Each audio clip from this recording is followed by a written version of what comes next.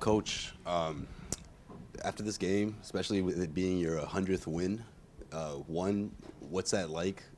And two, if you could pinpoint just what you've learned throughout that such a huge milestone, right, in your second season, how would you summarize that?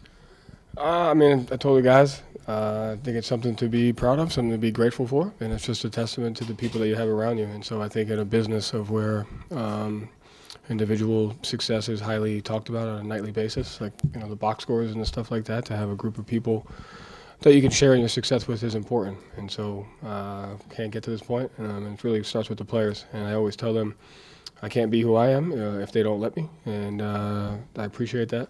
And that's a gift in coaching. You can always be in a situation to where you don't have empowerment or you don't have guys that allow you to be yourself. And it's an important gift that the players give me, and they give it to each other. And I think that's important for us to continue to grow in. So I'm grateful for that. Joe, you've talked about holding yourself to a high standard this year and, being tough on yourself. When you've reached the levels you guys have as a team in the first half, how do you go into the second half? Like, I know you have the list of things and the deadline you're going to be focusing on. How do you hold that high bar when you reach the heights that you did in the first half? No, I mean, I think, listen, these two games, these are probably two of the hardest games to play in the NBA as a back-to-back right before the All-Star break, and I thought our guys handled both of those games really, really well. And I thought, especially tonight, you couldn't tell the score of the game based on our effort. And you can't take stuff like that for granted because the other side of the coin is we didn't play hard, we took them lightly, And so, you got to appreciate the nights where you do your job and you do what you're supposed to do. And we did that from start to finish, and it's because of the players, the standard that they hold themselves to. And, it's just really about those guys. And you inserted Jordan in the first quarter. What made you feel like this is a good night to insert him into the regular rotation, and what did you see from out there? I've been getting, I think, since Christmas, he came on the West Coast trip with us. We made a conscious effort to just have an understanding of, defense is how you make it in this league as a young player. And what you do in the G League from a statistical standpoint is important, but it's more important about your daily approach, your professionalism, and your defense. And I think he's just really, really grown in that area. And in the games I've watched and in the feedback from Maine and his approach here with us, his defense has drastically improved. And so I think it's an opportunity to give a young guy a chance, especially in a game where you're looking for energy. It's going to be a team win and you're down a couple guys. And so I really like the way he's approached the defensive side of the ball. Joe over here. Jordan got called for that split travel off the dribble. I feel like that's a great unifier for all rookies. They always get called and stuff like that. How do you help these guys get used to just the way the game is called and just the speed that it moves at when they're not getting that many reps at the high level? Yeah, shoot the ball. You can't travel if you shoot it. So that's what I told him. Joe, any update on Kristaps? No, he was good. He told me he was fine. So, you talk about the narratives and all of that stuff and how much you hate them, but I don't hate them. Okay, well, dislike. They, are annoyed by. I am annoyed by the narrative because I think you can either talk yourself into something or you can talk yourself out of something, and so you got to be very careful about the words you use to yourself and around you. So I think it's important. Our guys have done a good job of controlling the words we speak to each other about what's important, Is there any satisfaction in actually coming out and coming out on the good side of the narrative, you did what you're supposed to do and all of that stuff? So I think like I said, I think you have to appreciate that. You can't take that for granted because the other side of the coin is we didn't. And, my 5 years here, there's been a couple games like the night before All-Star where we've played well, and there's been a couple where we haven't. And so because the expectations are so high, I think we do have to take a moment and appreciate that. We did what we were supposed to do.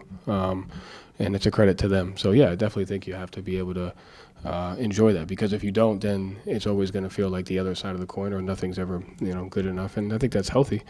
But that's what I told the guys in there. Don't take for granted. And to me, it was the effort we played with the entire game. It was easy to just we lost to Brooklyn by 28 last year.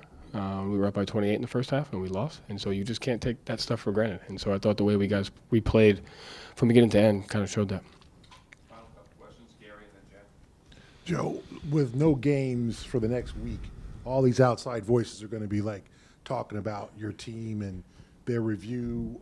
Is it a positive that you guys are just ending on the first half on such a positive note that You know, everyone goes home now, no losses, you know, like just a good winning streak, taking care of business. It just seems like even though it's one game or two games, the last two, it gives everybody like a collectively good feeling going wherever they're going for the next week.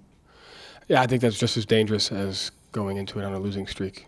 Like, you know, you just said the words good feeling. Like, if you can't operate by feeling. And so regardless of if we lost tonight and won 5 out of 6 or won 6 out of 6, you know, you have a tendency to relax. You have a tendency to put it in cruise control. And, you know, so winning is just as dangerous as losing if you don't handle it the right way. So I think it's just more about guys reconnecting with their families, taking care of their bodies, and enjoying their time off. I think that's important for guys to be able to do. But when we come back, it's like we got to reconnect and reestablish what we're doing. So whether you're going with a 6-game losing streak or a 2-game losing streak, both situations can be unhealthy if you don't handle them properly.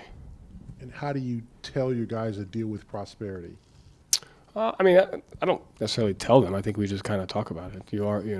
I think a sign of growth was tonight, the way we played, top to bottom. Like I said, you give up you know how it is because of our expectation. If we come out and give up a 35-point quarter, or if it's tied at halftime, it's a completely different situation. And so we have to appreciate the way we played the entire game. And I think it kind of starts with that, you know.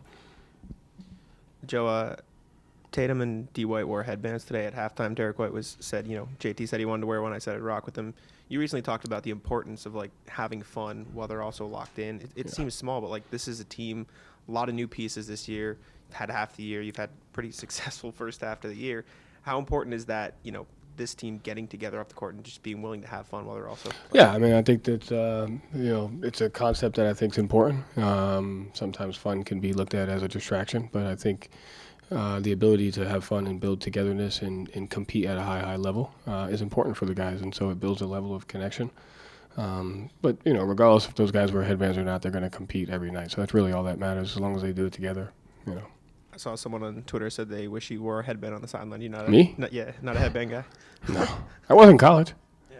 Yeah, I think I wore one. I wore one in high school. Not seen on the sidelines anytime soon. No, but that makes me think about how each coaching realm is like different. How like the baseball managers wear their jerseys, and then you know, hockey wears suits. Like football, they get to wear hats. Like I'd like to wear a hat and a hoodie on the sideline, but you know, apparently that's like not allowed for whatever reason. Good way to wrap it up, everybody. Thanks.